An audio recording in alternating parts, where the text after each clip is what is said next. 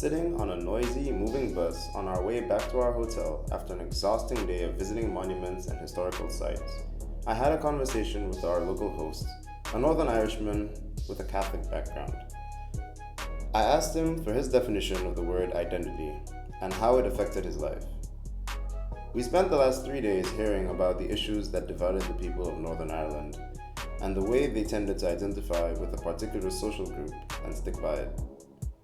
The complex explanations of the political climate there seemed never-ending, so at that point in the day, my mind was saturated, my body weary, and my emotions stretched almost to their breaking point. I had to have heard it all by now, I thought. In my mind, I already figured out what I was going to hear from this Northern Irishman, but my assumption couldn't have been more false.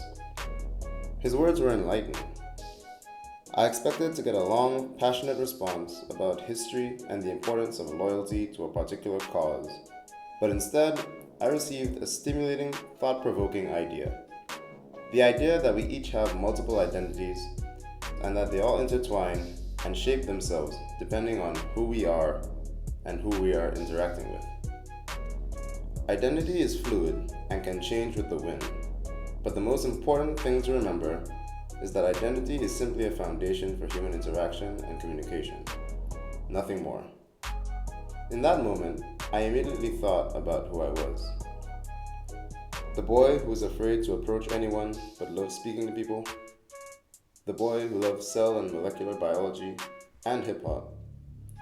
The boy who sits quietly in the classroom, often with a blank stare on his face, listening to everyone and everything who speaks, passes by, or makes any kind of sound, not saying a word himself.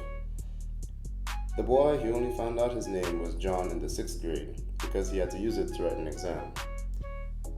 The boy who can barely bring himself to get out of bed on some mornings. Yeah, that happens. What do I want people to see when I meet them for the first time? Which definition of me will become my first impression on them? Am I from New York or St. Lucia? Am I quiet or talkative? Am I shy or brash? Am I decisive or hesitant? Am I confident or uncertain? Is my name even John? With this questioning, I realized these definitions of me weren't even me.